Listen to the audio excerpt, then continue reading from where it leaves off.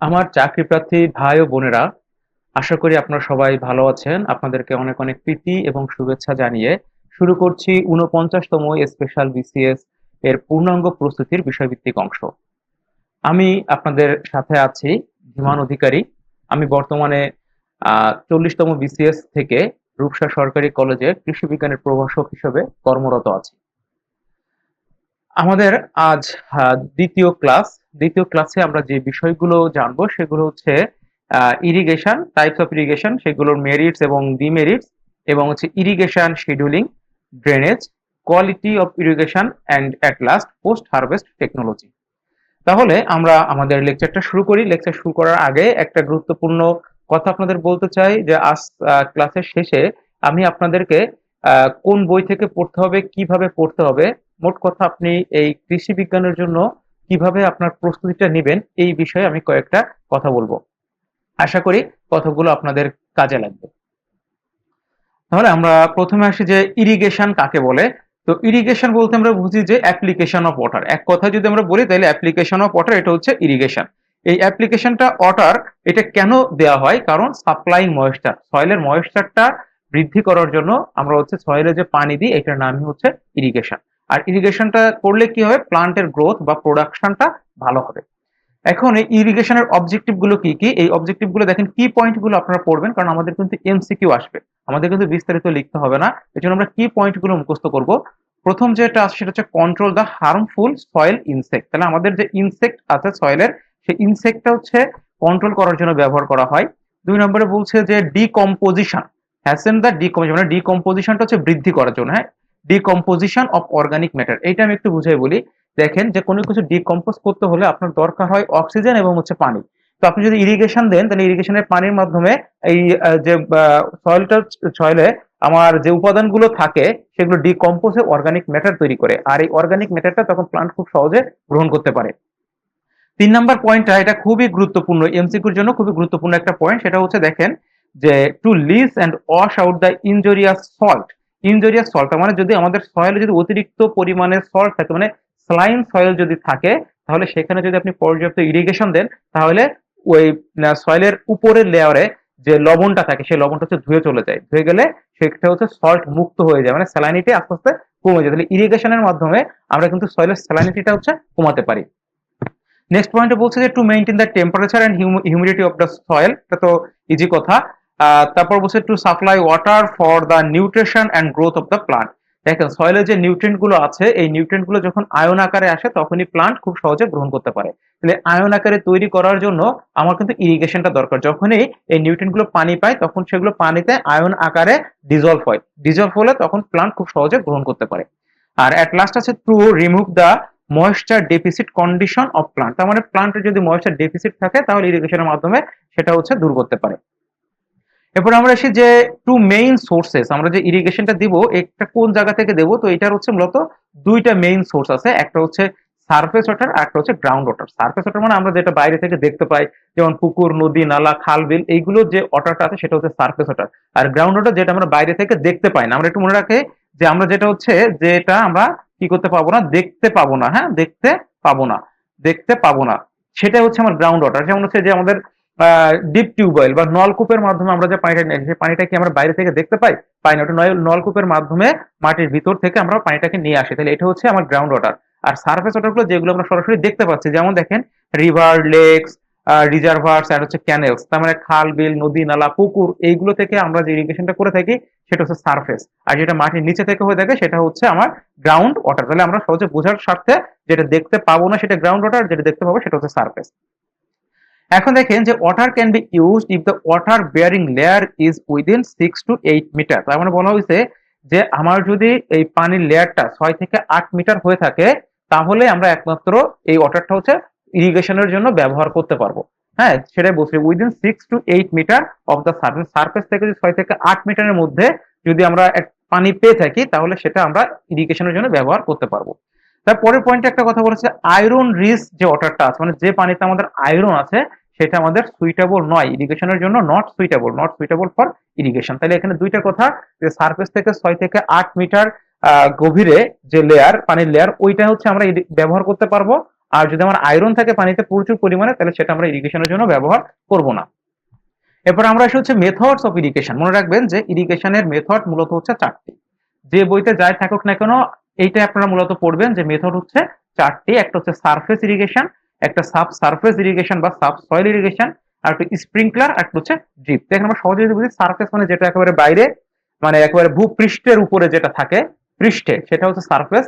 Sub surface মানে মাটির নিচ দিয়ে যেটা, সেটা। আর স্প্রিংকলার, স্প্রিংকলার মানে আমরা মনে রাখতে পারি হচ্ছে ঝর্ণা টাইপের যে সেচ গুলো আছে, বৃষ্টির মতো ফোয়ারা আকারে যেগুলো পড়ে, সেটা হচ্ছে আমার স্প্রিংকলার। আর ড্রিপ মানে হচ্ছে ফোটায় ফোটায়, হ্যাঁ, ফোটায় ফোটায় হচ্ছে যে পানিটা পড়ে, সেটা হচ্ছে ড্রিপ। এখন আমরা আসি যে সারফেস ইরিগেশনটা কি। এখন দেখেন, সারফেস ইরিগেশনটা হচ্ছে applying water to the soil surface by gravity flow. তার মানে আপনি হচ্ছে সয়েলের উপরে একটা জায়গায় পানি দিলেন, সেই পানিটা যে গড়ায় নিচের দিকে চলে যায়, এটা কিসের জন্য যায়? এই গ্রাভিটির কারণে যায়। তাহলে soil surface by gravity flow, water is delivered to the field বা and spread over the land to infiltrate the soil. তার মানে আপনি সয়েলের জাস্ট একটা জায়গায় যদি সেচ দেন, সেটা হচ্ছে আপনার মাঠের বিভিন্ন জায়গায় ছড়াই পড়বে। এটা নাম হচ্ছে সারফেস ইরিগেশন। এখন এই সারফেস ইরিগেশন কিন্তু পাঁচটা ভাবে দেওয়া যায়। তাহলে সারফেস ইরিগেশনকে ভাগ করা হয় কয় ভাগে? Five types. তাহলে ফাইভ টাইপস সারফেস ইরিগেশন হচ্ছে ফাইভ টাইপস। একটা হচ্ছে ফ্রি ফ্লাডিং, দেন Faro, border strip, ring basin এবং করুগেশন। তাহলে আমরা এই পাঁচটা সম্পর্কে জানবো এবং এইগুলোর মেরিটস কি, ডিমেরিটস কি। আমাদের পরীক্ষাতে প্রশ্নটা কিভাবে আসবে, পরীক্ষাতে দেখা যাচ্ছে কি আপনাকে সরাসরি কোন একটা সুবিধা বা অসুবিধা উঠাই দিয়ে বলতে পারে এটা কোন মেথডের, মানে কোন মেথড ইরিগেশনের মেরিটস অথবা হচ্ছে ডিমেরিটস, অথবা কোন একটা ক্রস দিয়ে বলতে পারে যে এটার সুইটেবল ইরিগেশনটা কি হবে। যেমন আপনাকে বললো হুইটের সুইটেবল ইরিগেশন কোনটা, বললো রাইসের সুইটেবল ইরিগেশন কোনটা। তাহলে আমাদের এটার মেরিটস, ডিমেরিটস এবং কাকে বলে এটা কিন্তু আমাদের খুব ভালো করে জানতে হবে। তাহলে আমরা বুঝতে পারবো যে আমার কোন ফসলের জন্য কোন ইরিগেশনটা দরকার। তাহলে আমরা এই পাঁচটা ইরিগেশন সম্পর্কে একটু বিস্তারিত জেনে আসি। দেখেন, প্রথমে আমি এখানে কিছু ছবি আপনাদেরকে দেখাচ্ছি। আমাদের ছবি দিয়ে দেখি, জিনিসটা খুব সহজে মনে থাকবে। দেখেন, প্রথম যে 1 নাম্বার যে ছবিটা আমরা দেখতেছি, এখানে দেখতেছি যে নরমালি ধান খেতে হচ্ছে পানি দিচ্ছে। এখন দেখেন এই যে পদ্ধতিটা, এটার নামই হচ্ছে ফ্লাডিং। হ্যাঁ, এটার নামই হচ্ছে যে ফ্লাডিং। আমাদের 1 নম্বরে যেটা ছিল যে ফ্লাডিং ইরিগেশন। তাহলে এই যে হচ্ছে ফ্লাডিং ইরিগেশন, আপনারা ছবিটা একটু মাথায় রাখেন, তাহলে আমরা যখন মেরিটস ডিমেরিটস পড়বো তখন সুবিধা হবে। 2 নাম্বার যে ছবিটা আছে, 2 নাম্বার ছবিটাতে দেখেন যে এখানে আমার কিছু ড্রেন মতো করা হয়েছে।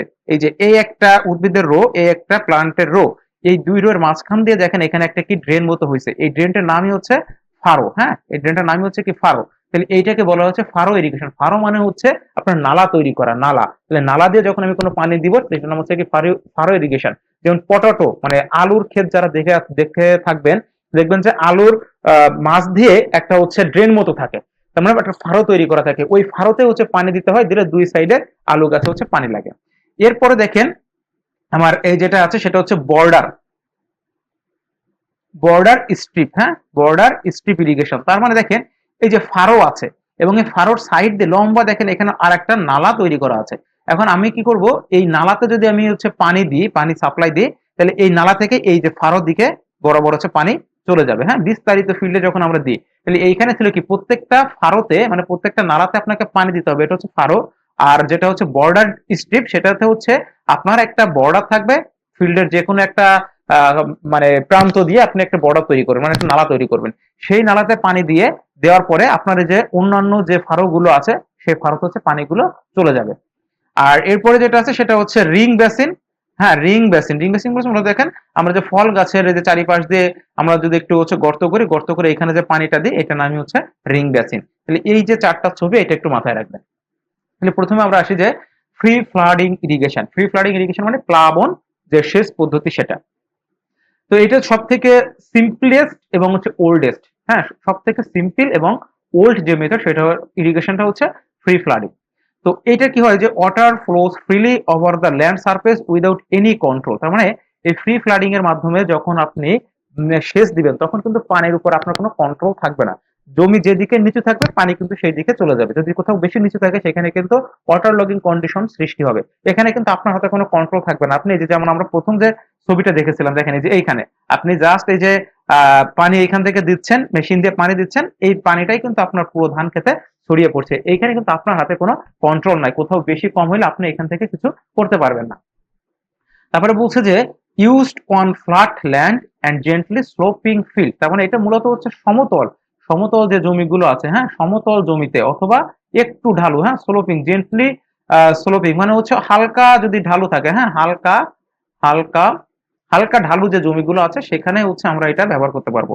এর একটাই উদাহরণ, সেটা হচ্ছে কি রাইস, মানে সব থেকে গুরুত্বপূর্ণ উদাহরণ। আরো অনেকগুলো আছে, যেমন আপনি অন্যান্য ফসলও কিন্তু ফ্রি ফ্লাডিং পদ্ধতিতে সেচ দিতে পারেন, তার মধ্যে একটা গুরুত্বপূর্ণ উদাহরণ হচ্ছে রাইস। তাহলে এর সুবিধাগুলো কি কি? সুবিধাগুলো দেখেন, আপনি লার্জ এরিয়া, মানে large area can be irrigated in the short time, খুব কম সময়ের ভিতরে অনেক বড় এরিয়াতে পানি দিতে পারবেন।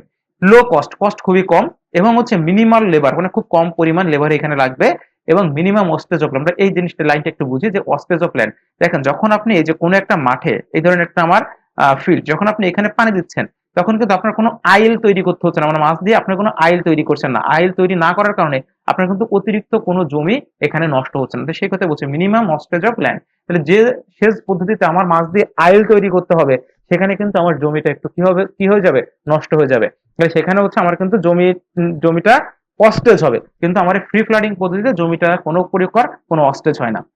তাহলে এর অসুবিধাগুলো কি, ডিমেরিটস গুলো হচ্ছে, দেখেন, যদি হচ্ছে আমার জমিটা অসমতল হয়, মানে আনইভেন হয়, হ্যাঁ, অসমতল, যদি জমিটা আমার অসমতল হয়, তাহলে আপনি হচ্ছে ফ্রি ফ্লাডিং পদ্ধতিতে সেচ দিতে পারবেন না। কারণ অসমতল হইলে কোথাও উঁচু কোথাও নিচু, তাইলে যেখানে উঁচু সেখানে কিন্তু আপনার পানি যাবে না, আর যেখানে নিচু সেখানে জলবদ্ধতা সৃষ্টি হবে। 2 নম্বরে বলছে কি যে সয়েল ইরোশন হাই, প্রচুর পরিমাণে হচ্ছে ভূমিক্ষয় হয়। কারণ যখন হচ্ছে আপনি সেচ দিচ্ছেন, উপরের পানি মাটি কিন্তু ধুয়ে আপনার এটা ড্রেনেজ হয়ে চলে যাচ্ছে, তাই জন্য প্রচুর পরিমাণে হচ্ছে ভূমিক্ষয় হয়। আর এখানে যে গুরুত্বপূর্ণ যে একটা লাইন আছে, দেখেন, only 20% water is used by plant, তার মানে এই ফ্রি ফ্লাডিং পদ্ধতিতে মাত্র 20% ওয়াটার এই প্লান্টের জন্য কাজে লাগে, আর বাকি 80% ওয়াটারই হচ্ছে আপনার নষ্ট হয়ে যায়। সেটা হতে পারে লিচিং, হতে পারে ড্রেনেজ, হতে পারে হয়ে সেটা হচ্ছে নষ্ট হয়ে যায়।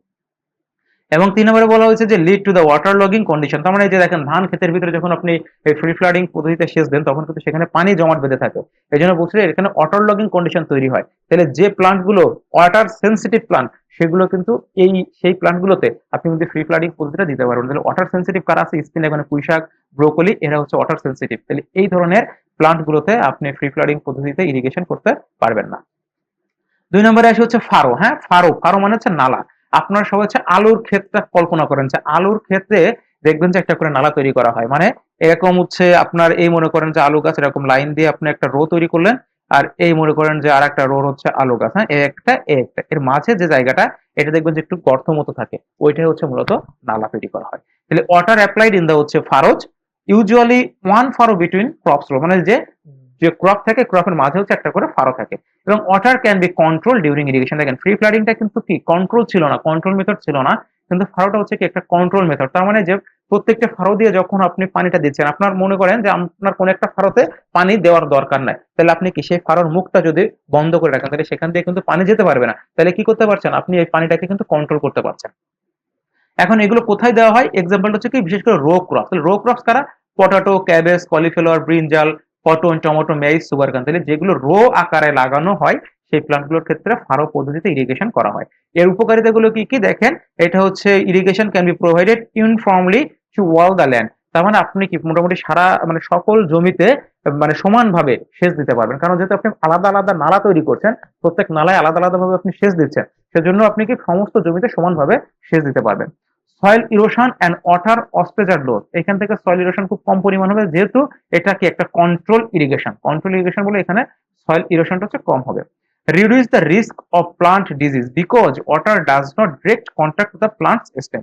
দেখেন, যখন হচ্ছে আপনি যে দুইটা প্লান্টের রোর মাঝখানে পানি দিচ্ছেন, তখন কিন্তু পানিটা সরাসরি এই প্লান্টের কন্ট্যাক্টে আসছে না, না আসার কারণে সেখানে হচ্ছে রোগ কম হবে। সবসময় মনে রাখবেন, যেখানে যদি পানি বেঁধে থাকে কোনো ফসলের গোড়ায়, তাহলে সেখানে কিন্তু বিভিন্ন ধরনের প্যাথোজেন যে আক্রমণ করে সেখানে রোগ সৃষ্টি করতে পারে।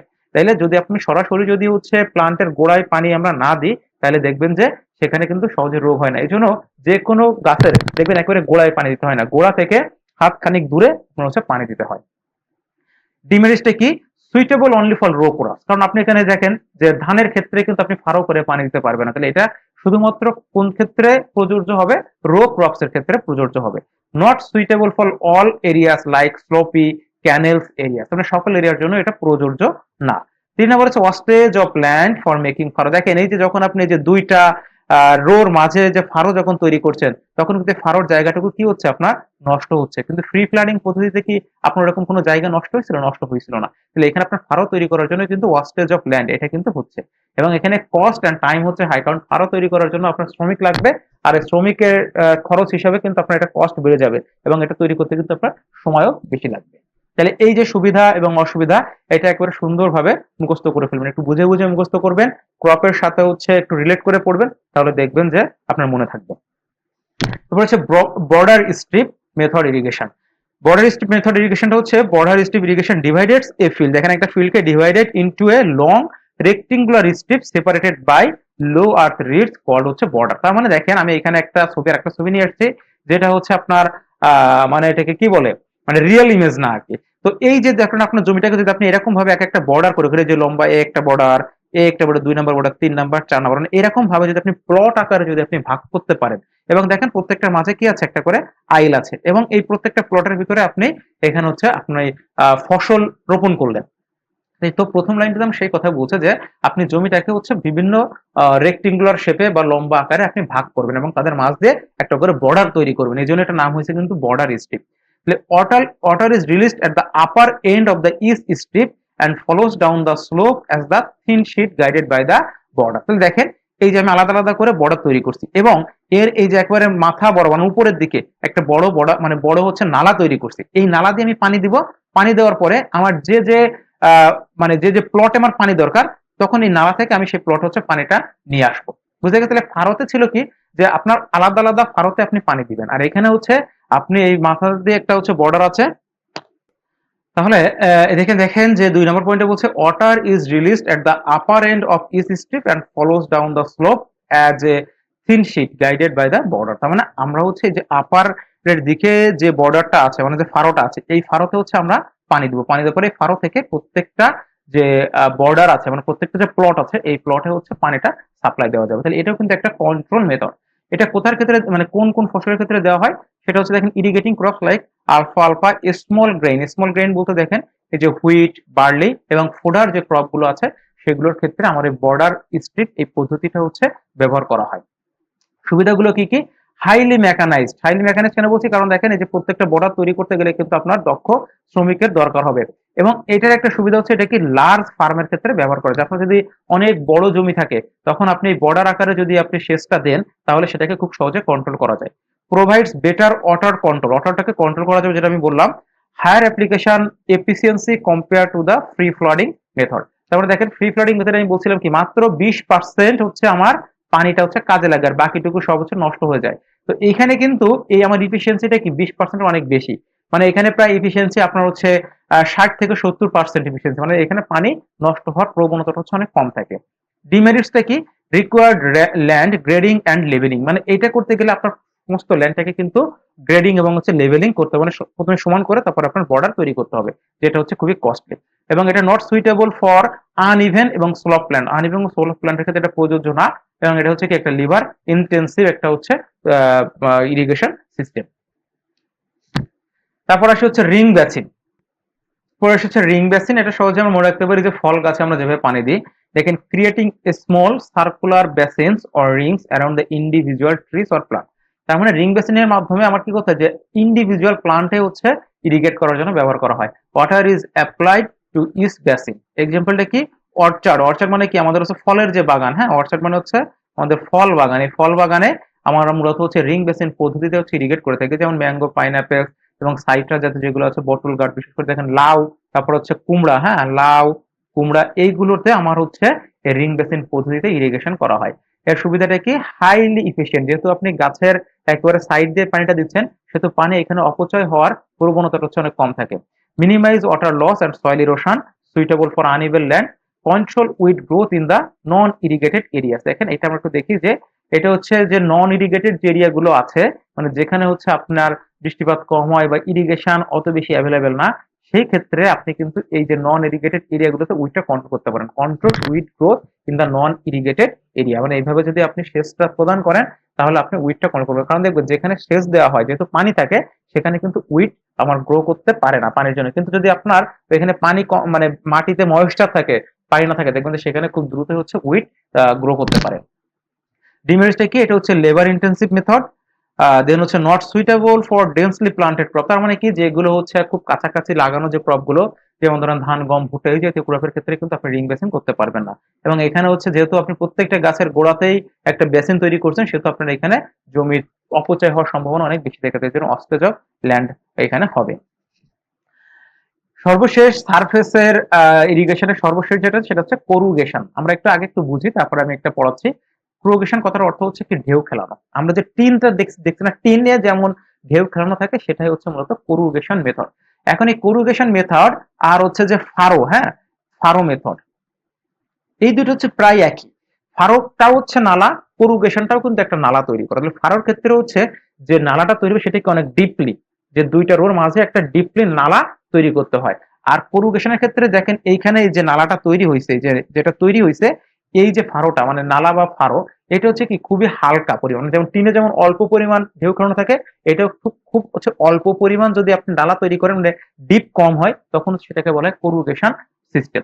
তাহলে দেখেন, corrugation irrigation is a variation of furrow irrigation, যেটা বললাম যে ফারো ইরিগেশনেরই একটা সিস্টেম হচ্ছে corrugation. Series of very small shallow furrows or corrugations are created. দেখেন, শ্যালো ফারোস মানে কি, যে নালাটার গভীরতাটা হচ্ছে কম, একেবারে হচ্ছে কি শ্যালো, হালকা, হ্যাঁ, সেটা হচ্ছে আমার এখানে তৈরি করতে হবে। Water follows down this narrow channels and spread laterally to wet the soil between them. তার মানে এখানে ঠিক একই, যে আপনি এই দুই রিজের উপরে এখানে আপনি ক্রপ রোপণ করবেন, এবং এই মাছ দিয়ে হচ্ছে আপনি সেচটা দিবেন। এর সুবিধাটা কি? দেখেন, without causing significant soil erosion, যেহেতু আমার ফারোটা হচ্ছে কম স্লাইটলি, সেজন্য এখানে সয়েল ইরোশনটা কম। Less land preparation than conventional furrow or border strip irrigation. Border strip এবং ফারো ইরিগেশনের থেকে আমার হচ্ছে ল্যান্ড প্রিপারেশনের খরচটা হচ্ছে কম হবে, এবং ল্যান্ড প্রিপারেশনটা কম করা লাগবে। ডিমেরিটসটা কি? Required labour to create and maintain the corrugation. এখানে আপনার লেবার দরকার হবে, এবং not as efficient as other method. এবং হচ্ছে এইখানে যে অন্যান্য সিস্টেমে আপনি পানি দিলে যতটা হচ্ছে এফিসিয়েন্ট হয়, এখানে অত বেশি এফিসিয়েন্ট হয় না। তাহলে আমার এই করুগেটেড মেথডটা আমার এখানে কেন দেওয়া হয়েছে? করুগেটেড মেথডটা দেওয়া হয়েছে কারণ কি, দেখেন, যদি আপনার মাটিটা অনেক বেশি শক্ত থাকে, মানে হচ্ছে আপনার এখানে যদি আপনি ভালো করে চাষ করতে না পারেন, তাহলে কিন্তু আপনি ফারোটা ভালো তৈরি করতে পারবেন না। এখন কিছু কিছু আমার ক্রপস আছে, যেমন দেখেন হুইট, হ্যাঁ, হুইটের ক্ষেত্রে বিষয়টা হচ্ছে এরকম যে হুইটে কিন্তু আপনার অনেক বেশি সেচের দরকার হয় না, এখানে অল্প সেচের দরকার হয়। তো হুইটে আমরা সাধারণত করুগেশন পদ্ধতিতে হচ্ছে সেচটা দিয়ে থাকি। আর করুগেশন পদ্ধতির ক্ষেত্রে একটা কথা মনে রাখবেন, যে দেখেন, ব্রডকাস্ট ব্রডকাস্ট করে আমার যে ফসলগুলো ফলানো হয়, এই যে হুইটের কথা বললাম, হ্যাঁ, হুইটটা হচ্ছে কিন্তু ব্রডকাস্ট করে ফলানো হয়, কিন্তু ব্রডকাস্ট করলেও কি করা হয়, লাইনে ব্রডকাস্ট করা হয়। মনে করেন আপনি এরকম একটা লম্বা লাইন তৈরি করে সেখানে আপনি এই বীজগুলো ছড়াই দিয়ে যাবেন, হ্যাঁ, এরকম লাইন অনুযায়ী বীজগুলো ছড়াই দিয়ে যাবেন। তাহলে এই যে দুইটা লাইনের মাঝে যে হালকা যে ফারো তৈরি হচ্ছে, এটাকেই বলা হচ্ছে করুগেশন। আর যেগুলো ধরেন ব্রডকাস্টের দুইটা, একটা হচ্ছে একটা লাইনে, আর একটা হচ্ছে কি আপনি র্যান্ডমলি ছড়াই দিলেন, সেটা হচ্ছে ব্রডকাস্ট। তো এটা কিন্তু র্যান্ডমলি না, যে ব্রডকাস্টটা আপনি কি করবেন, যে লাইন বরাবর হচ্ছে ছড়াই দিবেন, সেটা হচ্ছে আপনার করুগেশন পদ্ধতিতে সেচ দিতে হবে। আর যেটা হচ্ছে আপনি ব্রডকাস্ট না, এমনি আলাদা আলাদা করে প্ল্যান করছেন, যেমন ধরেন আলুকে আলাদা আলাদা করে প্রত্যেকটা গাছ লাগাচ্ছেন এবং ওদের মাঝে একটা করে ফারো তৈরি করছেন, ওটা হচ্ছে ফারো মেথড। আর করুগেশন হচ্ছে ফারো মেথডের থেকে আরেকটু হচ্ছে মডিফাই করতে হবে, মডিফাইড একটা অপশন, সেটা হচ্ছে করুগেশন মেথড। আশা করি এই দুইটা হচ্ছে বুঝতে পারছেন। মনে রাখবেন যে করুগেশনটা হচ্ছে ব্রডকাস্ট করে লাইনে যে বীজগুলো শো করা হয়, সেটা হচ্ছে করুগেশন পদ্ধতিতে সেচ দেওয়া হয়। আর ফারোটা হচ্ছে যেটা আপনি রোতে লাগাবেন, কিন্তু আলাদা আলাদা করে প্রত্যেকটা প্লান্ট হচ্ছে আপনি রোপণ করবেন, সেটার ক্ষেত্রে হচ্ছে আপনার ফারো ইরিগেশন ব্যবহার করা হয়। তাহলে আমরা এই যে পাঁচটা পড়লাম, এই পাঁচটা হচ্ছে মূলত হচ্ছে সারফেস ইরিগেশনের পাঁচটা ভাগ ছিল। এরপরে আমরা আসি যে মূল যে ভাগ 2 নাম্বার যেটা ছিল, সেটা হচ্ছে সাব সারফেস ইরিগেশন। দেখেন, সাব সারফেস ইরিগেশন মানে কি, যেটা মাটির তলা দিয়ে যে ইরিগেশনটা করা হয়, মূলত হচ্ছে পাইপের মাধ্যমে যেটা করা হয়। দেখেন, applying water directly through the plants root zone. মনে রাখবো যে প্লান্টের যে রুট জোন, এই রুট জোনে সরাসরি হচ্ছে পানিটা দেওয়া হয়। কোন জায়গা থেকে দেওয়া হয়? বিনেথ দ্য সয়েল সারফেস, মানে মাটির নিচ থেকে। কোন ক্ষেত্রে দেওয়া হয়? এক্সাম্পল হচ্ছে high value crops like cotton, sugar cane, vegetables etcetera. এখন এই যে সাব সার্ভিস ইরিগেশন কিন্তু মূলত আমাদের দেশের জন্য প্রযোজ্য না, কারণ আমাদের এখানে তো আসলে পানির তেমন কোনো অভাব নাই, বা আমরা পানিটাকে কনজার্ভ করে ভাবে রাখি না, এই জন্য আমাদের দেশে এটা দরকার নেই। কিন্তু অন্যান্য দেশে, মানে বাইরের দেশে, যেখানে হচ্ছে পানির অভাব আছে বা মরুভূমি অঞ্চল যেগুলো আছে, সেখানে সাব সার্ফেস ইরিগেশন ব্যবহার করা হয়, কারণ এখানে যে পানির অপচয় টোটালি না হয়, সেজন্য হচ্ছে সাব সার্ফেস ইরিগেশন ব্যবহার করা হয়। এর সুবিধাগুলো কি কি দেখেন। একটা বড় হচ্ছে evaporation loss is minimum. Evaporation মানে হচ্ছে বাষ্প আকারে বের হয়ে যায়। যেহেতু মাটির নিচে যে পাইপের মধ্যে তোমার পানিটা যাচ্ছে সেহেতু বাষ্প হওয়ার কোনো প্রশ্নই আসে না। পার্মানেন্ট এন্ড এফিশিয়েন্ট মেথড, তার মানে আপনি যদি একবার এই সাবসারফেস ইরিগেশন সিস্টেমটা চালু করতে পারেন তাহলে কিন্তু আপনার প্রত্যেক বছর বছর আর কোনো কষ্ট নাই। একবার একটু কষ্ট করে খরচ করে এটা তৈরি করলে পরবর্তী বছরগুলোতে কিন্তু আপনার খরচ অনেক কম হবে। এখানে no soil erosion and wastage of land, যেহেতু মাটির নিচে যে পাইপ যাচ্ছে সেহেতু এখানে কোনো সয়েল ইরোশন হবে না এবং কোনো ল্যান্ড কোনো অস্টেজ হবে না। এবং লস নিউট্রিয়েন্ট ইজ মিনিমাম, যেহেতু হচ্ছে আমার মাটির নিচে যে পাইপের মাধ্যমে যাচ্ছে সেহেতু এখান থেকে কিন্তু আমার কোনো ড্রেনেজ হচ্ছে না, মানে সয়েলের সাথে কিন্তু এই পানিটা আসছে না যে ড্রেনেজ হয়ে মানে নিউট্রিয়েন্টটা ধুয়ে চলে যাবে, এরকম হচ্ছে না, জন্য লস অফ নিউট্রিয়েন্ট হচ্ছে মিনিমাম। তাহলে অসুবিধা কি, অসুবিধা হচ্ছে যে ইনিশিয়াল কস্ট, প্রথম অবস্থাতে কস্ট অনেক বেশি। Application is very limited because it requires special soil condition, এটা কিন্তু সকল সয়েলে হচ্ছে আপনি এটা অ্যাপ্লাই করতে পারবেন না, যেটা আমি বললাম যে আমাদের দেশে এটা কিন্তু আসলে প্রযোজ্য না। তারপর 3 নম্বরে বলা হয়েছে যে মেইনটেইনিং ইজ ডিফিকাল্ট, যেহেতু হচ্ছে আপনার মাটির নিচে যে পাইপটা যাবে কোথাও যদি হচ্ছে পাইপের সমস্যা থাকে সেখানে কিন্তু পানি যেতে পারবে না, তো এটা কিন্তু মেইনটেইন করা অনেক বেশি টাফ। এরপর আসি স্প্রিংক্লার ইরিগেশন। স্প্রিংক্লার মানে হচ্ছে ফোয়ারা বা বর্ষণ, হ্যাঁ, বর্ষা যেভাবে হয় ফোয়ারা বা হচ্ছে বর্ষণ ইরিগেশন। পাশে একটা ছবি দেওয়া হয়েছে দেখেন, যে বড় একটা ক্ষেত, ক্ষেতের ভিতরে আপনি হচ্ছে যে ফোয়ারা আকারে যে ইরিগেশনটা দিচ্ছেন সেটার নামই হচ্ছে স্প্রিংক্লার ইরিগেশন।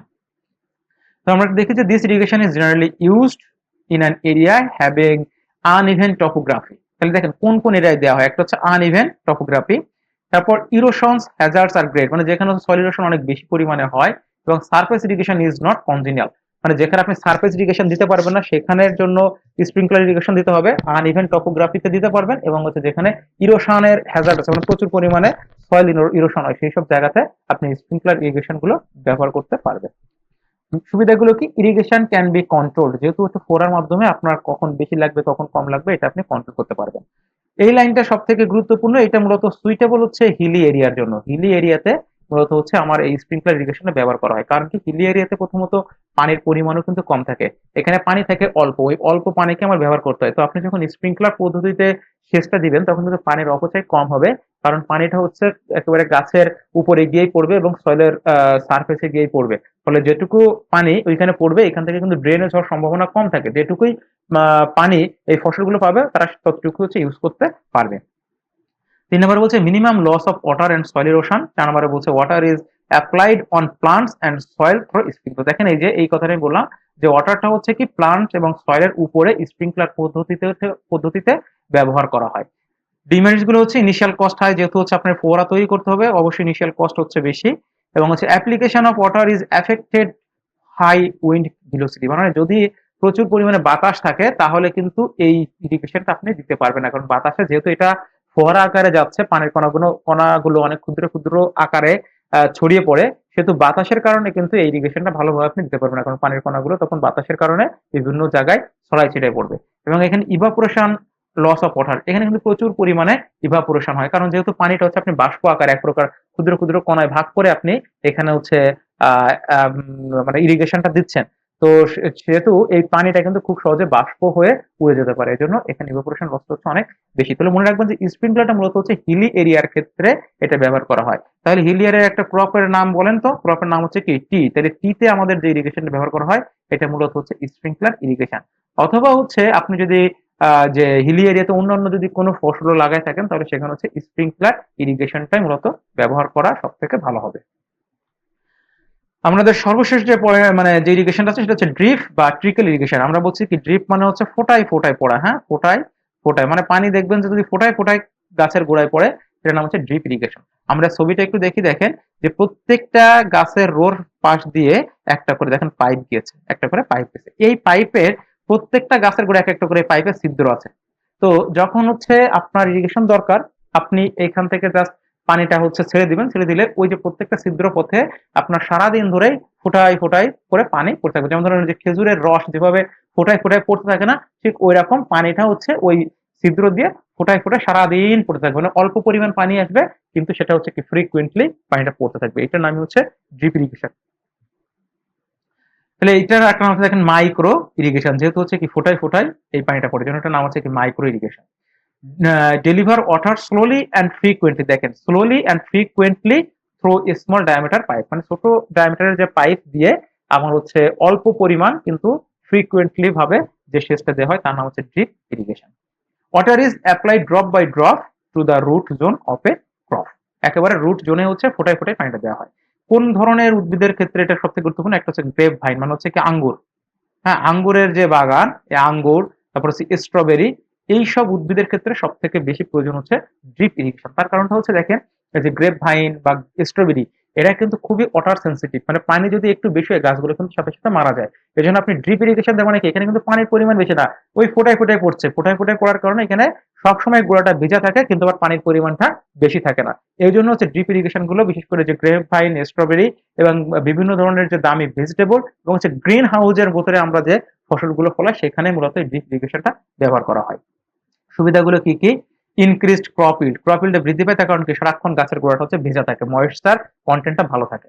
2 নম্বর হচ্ছে most suitable in arid region. Arid মানে যেখানে বৃষ্টিপাত কম হয়, তার মানে মরুভূমি এলাকাতে কিন্তু এই পদ্ধতিটা সব থেকে জনপ্রিয়, কারণ এখানে সারাদিনই হচ্ছে আপনার ফোটায় ফোটায় হচ্ছে পানি পড়ে থাকে, গাছের গোড়াটা হচ্ছে ভেজা থাকে।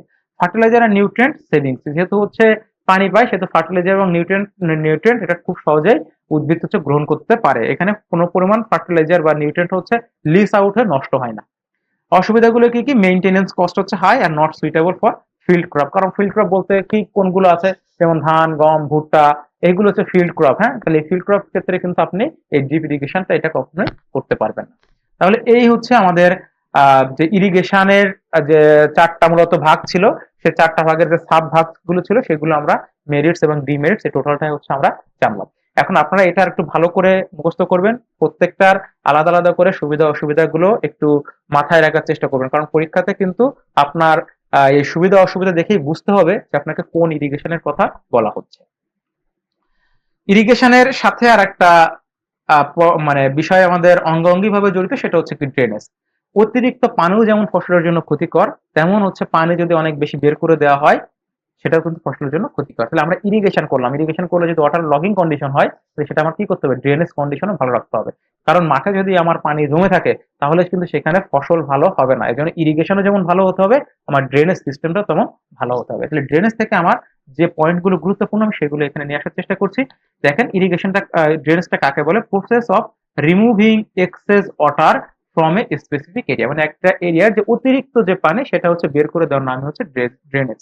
এটা হচ্ছে কি করে, ড্রেনেজ যদি আমি ভালো রাখি তাহলে কি হয়, কন্ট্রোল সয়েল ইরোশন, সয়েল ইরোশনটাকে কন্ট্রোল করা যায়। কারণ ড্রেনেজ যদি আপনি ভালো না থাকে তাহলে কি হবে, ওই সয়েল কিন্তু ইরোশন হয়ে চলে যাবে। তাহলে আপনাদের ড্রেনেজ যদি ভালো থাকে তাহলে কিন্তু সয়েল ইরোশনটা আপনি কন্ট্রোল করতে পারবেন। Control the loss of plant nutrient, এটা কন্ট্রোল করতে পারবেন। Enhance the activity of soil organism আর ইমপ্রুভ সয়েল স্ট্রাকচার। হ্যাঁ, এইগুলো হচ্ছে ড্রেনেজটা যদি ভালো থাকে তাহলে এই কাজগুলো আপনি করতে পারবেন।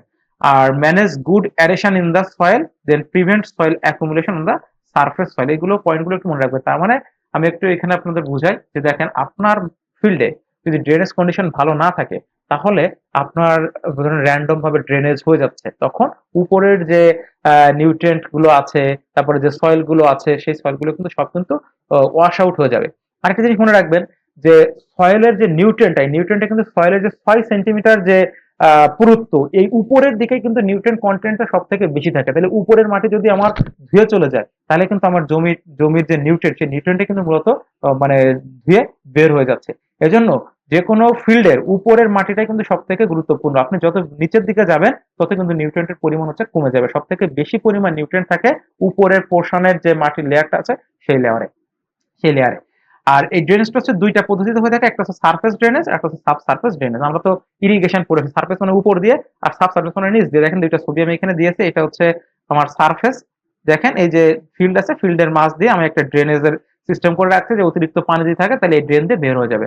আর সাব সারফেস হচ্ছে দেখেন মাটির, এই হচ্ছে আমার এইদিকে হচ্ছে ফিল্ড, এই ফিল্ডের এখান থেকে আমি একটা পাইপ ব্যবহার করছি, অতিরিক্ত পানি এই পাইপ দিয়ে বের হয়ে যাবে। এটা হচ্ছে সাব সারফেস ড্রেনেজ। এরপরে দেখেন আমার হচ্ছে আর ইরিগেশনের ক্ষেত্রে আমার কাছে এটা বেশ গুরুত্বপূর্ণ মনে হয়েছে, এজন্য আমি এটা নিয়ে আসছি। দেখেন প্রথমে এটা আছে যে ওয়াটার রিকোয়ারমেন্ট, মানে একটা গাছের জন্য কি পরিমাণ পানি দরকার এইটা আমরা কিভাবে হিসাব করব।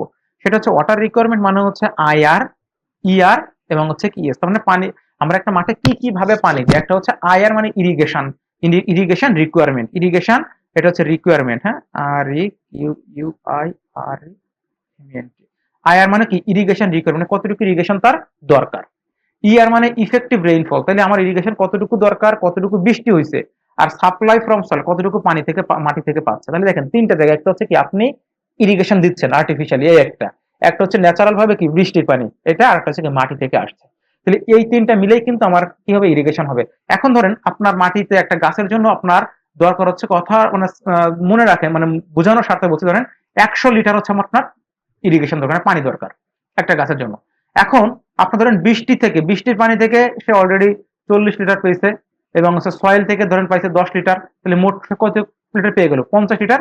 আর যে বাকি 50 লিটার থাকলো, এই 50 লিটারটা তখন আমার কি করতে হবে, ইরিগেশনের মাধ্যমে সাপ্লাই দিতে হবে। মূলত এই জিনিসটাই আমরা এই ওয়াটার রিকোয়ারমেন্ট এখান থেকে বুঝতে পারি। এরপর দেখেন সাইড, এই পাশে আমি কিছু গুরুত্বপূর্ণ ক্রপের যে কোন স্টেজে অবশ্যই আমার পানি দিতে হবে। দেখেন আমরা এর আগের ক্লাস যখন প্রোডাকশন টেকনোলজি পড়েছিলাম, সেখানে কিন্তু আমরা দেখেছিলাম যে রাইসের ক্ষেত্রে কোন কোন স্টেজে ওর পানি দিতে হবে, যে 3 বার ইরিগেশন করতে হবে, তার যখন টিলার আসবে সেই সময় একবার পানি দিতে হবে, পেনিকেল ইনিসিয়েশনের সময় একবার পানি দিতে হবে। তো এরকম বিভিন্ন ফসলের ক্ষেত্রে আমার কোন কোন স্টেজে অবশ্যই সেচ দিতে হবে, সেই জিনিসটা হচ্ছে আমরা এখানে দেখছি। তাহলে আপনি এখান থেকে মূলত যেগুলো পড়বেন সেটা হচ্ছে, এখানে আছে কি আমার গম, তারপরে এখানে আছে হচ্ছে আলু, হ্যাঁ গম আলু, এরপরে হচ্ছে আপনার ভুট্টা, টমেটো, হ্যাঁ এইগুলো হচ্ছে আপনারা একটু পড়বেন, সরিষা, এগুলো একটু পড়বেন। দেখেন এখানে আবার দেওয়া আছে যে গম এর জীবনকাল কত এবং কোন কোন অবস্থায় সেচ দেবে, যে প্রথম সেচ দিতে হবে বীজ বপনের 20 থেকে 25 দিন পর, দ্বিতীয় সেচ কখন দিতে হবে, তৃতীয় সেচ কখন দিতে হবে, এটা আশা করি পড়লে বুঝতে পারবেন। আর ওইখানে আমি হচ্ছে ইংরেজিতে লেখা ছিল যে টিলারিং স্টেজ, টিলারিং মানে হচ্ছে কুশি, হ্যাঁ তারপরে সরি টিলারিং, টিলারিং স্টেজ একটা ছিল, মানে যখন হচ্ছে ওর গোড়া দিয়ে মানে নতুন করে ওস বের হয়, হ্যাঁ ওইটাকে বলা হচ্ছে টিলার। পেনিকেল যেটা, সেটা হচ্ছে কি আমার ধান বা গম আসার পূর্বে যেটা বের হয় সেটা হচ্ছে কি পেনিকেল। তো আপনারা এই লিস্টটা দেখে জাস্ট একটু ধারণা নিয়ে রাখবেন যে কোন ফসলের ক্ষেত্রে আমার হচ্ছে কখন কখন বা কয়টা করে সেচ দিতে হবে, তাহলে এইটা একটু মনে রাখবেন। এরপর আমরা পরবর্তী যে টপিক আছে সেটা হচ্ছে ইরিগেশন শিডিউলিং ইন ক্রপস। আমরা এটা আগে একটু বাংলায় বুঝি। ইরিগেশন শিডিউলিং হচ্ছে আপনার কখন প্লান্টে হচ্ছে পানি দিতে হবে এবং কি পরিমাণ পানি দিতে হবে। তাহলে শিডিউলিং এর মাধ্যমে, শিডিউলিং মানে কি, যে কোনো কিছু শিডিউল করা, হ্যাঁ তো আমরা করি না যে আমাদের হচ্ছে দৈনিক যে রুটিন, এটা কিন্তু কি একটা শিডিউল। তো এই যে ক্রপের ক্ষেত্রেও কিন্তু ইরিগেশনের শিডিউল আছে, যে একটা ক্রপের জন্য আমার কি পরিমাণ পানি লাগবে এবং কখন হচ্ছে পানি লাগবে। এই দুইটা বিষয় যার মাধ্যমে জানা হয় সেটা হচ্ছে কি ক্রপের শিডিউলিং। তাহলে দেখেন যে ডিসাইডিং হোয়েন টু ইরিগেট, মানে কখন আমার ইরিগেট করতে হবে এবং how much water to supply, কি পরিমাণ পানি আমাকে সাপ্লাই দিতে হবে, এই দুটাই বোঝা যাবে কিসের মাধ্যমে, এই ইরিগেশন শিডিউলিং এর মাধ্যমে। তারপর 3 নম্বর হচ্ছে necessary for agricultural production per unit water, per unit cropland এবং পার ইউনিট অফ টাইম। তার মানে এই যে ইরিগেশন শিডিউলটা আমার কেন প্রয়োজন, প্রয়োজন হচ্ছে আমার এগ্রিকালচার যে প্রোডাকশনটা আছে সেটা হচ্ছে আমার একটা পার unit water, per unit land এবং পার ইউনিট টাইমে কি পরিমাণ আমি প্রডিউস করতে পারি বা প্রোডাকশন করতে পারি, এটা বোঝার জন্য আমার কিন্তু ইরিগেশন শিডিউলিংটা দরকার। এই ইরিগেশন শিডিউলিং এর সাথে আরেকটা বিষয় জড়িত, সেটা হচ্ছে ইরিগেশন ক্রাইটেরিয়া। তাহলে এই ইরিগেশন শিডিউলিং করার জন্য আমার কোন কোন বিষয়গুলো মাথায় রাখতে হবে, সেটাকে বলা হচ্ছে ইরিগেশন ক্রাইটেরিয়া। ইরিগেশন ক্রাইটেরিয়াটা বলছে যে ইরিগেশন শিডিউলিংটা করার জন্য আমার কোন কোন বিষয়টা আমার মাথায় রাখতে হবে বা বিবেচনায় নিতে হবে, সেটা হচ্ছে ইরিগেশন ক্রাইটেরিয়া। তাহলে the indicators use to determine the need for irrigation. তাহলে দেখেন determine the need for irrigation, ইরিগেশনের জন্য আমি কোন কোন বিষয়গুলো ডিটারমাইন করব। তাহলে সেই মেইন ক্রাইটেরিয়া গুলো দুইটা, সেটা হচ্ছে একটা সয়েল ময়েশ্চার কন্টেন্ট আর একটা হচ্ছে সয়েল ময়েশ্চার টেনশন। তাহলে সয়েল ময়েশ্চার কন্টেন্টটা তো আমরা সবাই জানি যে মাটিতে কি পরিমাণ আমার ময়েশ্চারটা আছে, এর পরিমাণটা হচ্ছে সয়েল ময়েশ্চার কন্টেন্ট। আর সয়েল ময়েশ্চার টেনশন যেটা, এই টেনশন জিনিসটা কি, আমরা এইটা একটু হচ্ছে বুঝি। দেখেন সয়েল ময়েশ্চার টেনশন, টেনশন মানে আমরা কি জানি, টেনশন মানে হচ্ছে টান। যারা আমরা ফিজিক্সে ইন্টারমিডিয়েট অবশ্যই পড়ছি যে টেনশন, হ্যাঁ টেনশন মানে হচ্ছে কি টান। তাহলে এই টানটা কোথায়, যে মাটি থেকে যখন উদ্ভিদ মূলের মাধ্যমে পানিটা আপটেক করতে চায়, মানে গ্রহণ করতে চায়, তখন ওই উদ্ভিদের কি করতে হয়, যে একটা টানের মাধ্যমে মাটি থেকে পানিটা উদ্ভিদের শিকড়ের ভিতরে প্রবেশ করে। তাহলে এই যে যে টানের মাধ্যমে ওই মাটি থেকে শিকড়ে প্রবেশ করে, ওইটা নির্ভর করে সয়েল ময়েশ্চার টেনশনের উপর। এই সয়েল ময়েশ্চার টেনশন যদি বেশি থাকে, তাহলে উদ্ভিদ কি ওই পানিটা নিতে তার বেশি মানে এনার্জি রাখবে। আর যদি সয়েল ময়েশ্চার টেনশনটা কম থাকে, তাহলে খুব সহজেই মাটি থেকে সে পানিটা গ্রহণ করতে পারবে। দেখেন এই যে নিচে আমি এখানে এই কথাগুলোই একটু সুন্দর করে লিখছি দেখেন। মাটির আর্দ্রতার টেনশন বলতে মাটির ভিতরে থাকা পানিকে উদ্ভিদের মূল বা অন্য কোনো শোষণ প্রক্রিয়ার মাধ্যমে টেনে তোলার জন্য যে শক্তি বা চাপ প্রয়োজন তাকে বোঝায়। মাটির কণাগুলো পানিকে ধরে রাখে। যখন মাটিতে পানি কমে যায় তখন পানি আরো শক্তভাবে কণার সাথে আটকে থাকে। উদ্ভিদ মূল দ্বারা সেই পানি শোষণ করতে যত বেশি শক্তি প্রয়োজন হয়, মাটির আর্দ্রতার টেনশন তত বেশি হয়। কারণ আমি বললাম যে টেনশন যত বেশি থাকবে, উদ্ভিদের সে পানিটা গ্রহণ করতে বেশি শক্তির প্রয়োজন হবে। আর সয়েল টেনশন যদি কম থাকে, ময়েশ্চার টেনশন যদি কম থাকে, তাহলে সে পানিটা গ্রহণ করতে তার কষ্ট বা শক্তিটা হচ্ছে কম খরচ হবে। আশা করি বুঝতে পারছেন। এবার 3 নম্বরের পয়েন্টে বলা হয়েছে যে when soil moisture content below 70%, মানে যখন সয়েল ময়েশ্চার কন্টেন্ট 70% এর কম হবে তখনই আপনাকে ইরিগেশন দিতে হবে। তাহলে সয়েল ময়েশ্চার কন্টেন্ট 70% এর নিচে চলে গেলে তখন আপনাকে ইরিগেশন শুরু করতে হবে। আচ্ছা, এরপরে আসি যে methods irrigation scheduling in crops. এই যে ইরিগেশন শিডিউলিং এটা কোন কোন মেথডে করা হয়, এটা মূলত হচ্ছে 4টা মেথড। একটা হচ্ছে identification of critical physiological growth of the stage, মানে উদ্ভিদের যে ফিজিওলজিক্যাল গ্রোথ গুলো আছে সেই গ্রোথ গুলো আপনাকে জানতে হবে। সেই ফিজিওলজিক্যাল গ্রোথে যদি আপনার ইরিগেশনটা ভালো না হয়, তাহলে সেই উদ্ভিদের প্রোডাকশনটা কিন্তু কমে যাবে। 2 নম্বরে বলা হয়েছে যে সয়েল ময়েশ্চার, এটা হচ্ছে আপনার ডিটারমাইন করতে হবে যে সয়েলে আমার ময়েশ্চার আছে কিনা। যদি ময়েশ্চার বেশি থাকে, ওই যে 70% এর বেশি যদি থাকে, তাহলে ইরিগেশন দেওয়ার দরকার নাই। আর যদি 70% এর কম থাকে, তাহলে আপনাকে ইরিগেশন দিতে হবে। 3 নম্বর আছে প্যান ইভাপোরেশন, এটা আমি বুঝাবো। 4 নম্বরে আছে হচ্ছে লিপ ওয়াটার পটেনশিয়াল। তাহলে এই 4টা পদ্ধতির মাধ্যমে আমরা হচ্ছে ইরিগেশন শিডিউলিংটা নির্ণয় করতে পারি যে আমার কি পরিমাণ এবং কখন পানিটা দিতে হবে। তো প্রথমে যে 1 নম্বর যে পয়েন্টটা ছিল আমার, 1 নম্বর যে ফিজিওলজিক্যাল গ্রোথ স্টেজ। তাহলে দেখেন আমি এখানে কিছু গুরুত্বপূর্ণ ক্রপসের ফিজিওলজিক্যাল গ্রোথ স্টেজের কথা বলেছি। যে রাইসের ফিজিওলজিক্যাল গ্রোথ স্টেজ দেখেন ক্লারিং stage, panicle initiation stage, flowering stage, milk এবং ডাফ স্টেজ। দেখেন এই যে ফিজিওলজিক্যাল স্টেজ এবং এর আগে যে ছবিটা আপনাকে দেখিয়েছিলাম, দেখেন এই যে ছবিটা আপনাদেরকে দেখাইছি, এখানে কিন্তু একই অবস্থাগুলো আছে। যে ফিজিওলজিক্যাল যে স্টেজগুলো আছে, এই স্টেজগুলোতেই আপনার কিন্তু ইরিগেশন দিতে হয়। এখানে মূলত সেই স্টেজগুলোর কথাই লেখা আছে। তাহলে আমার এখানে দেখেন রাইজের ক্ষেত্রে আমার ফিজিওলজিক্যাল স্টেজ আছে এগুলো, এর ভিতরে ক্রিটিক্যাল স্টেজ তার মানে কি, যে এই যে ক্রিটিক্যাল স্টেজ যেগুলো আছে এখানে আপনাকে অবশ্যই, হ্যাঁ অবশ্যই ইরিগেশন, এখানে ক্রিটিক্যাল স্টেজে অবশ্যই ইরিগেশন ঠিক রাখতে হবে, ঠিক রাখতে হবে। তার মানে ক্রিটিক্যাল স্টেজে যদি আপনার ইরিগেশনটাতে কোনো সমস্যা হয়, তাহলে কিন্তু আপনার টোটাল ইল্ডই হচ্ছে লস হয়ে যাবে। তাহলে এখানে যেমন ধরেন হুইটের ক্ষেত্রে আমার ফিজিওলজিক্যাল স্টেজ হচ্ছে সিআরআই, মানে ক্রাউন রুট ইনিশিয়েশন। দেখেন এই যে সিআরআই, তারপরে মিল্ক, ডাফ স্টেজ, হ্যাঁ পেনিক্যাল ইনিশিয়েশন স্টেজ, এগুলো কিন্তু আমার 1 নম্বর লেকচারে ব্যাখ্যা করা আছে যে কোনটাকে সিআরআই স্টেজ বলে, কোনটাকে মিল্কিং স্টেজ বলে, এগুলো ব্যাখ্যা করা আছে। যদি মনে না থাকে আপনারা একটু 1 নম্বর লেকচারটা একটু দেখে আসবেন। তাহলে এটাতে আমি আর সময় আহ নষ্ট করছি না, এটা আপনারা একটু দেখে পড়ে নিন, কারণ এখানে আশা করি দেখে পড়লে আপনি বুঝতে পারবেন, কঠিন তেমন কোনো কিছু এখানে নাই।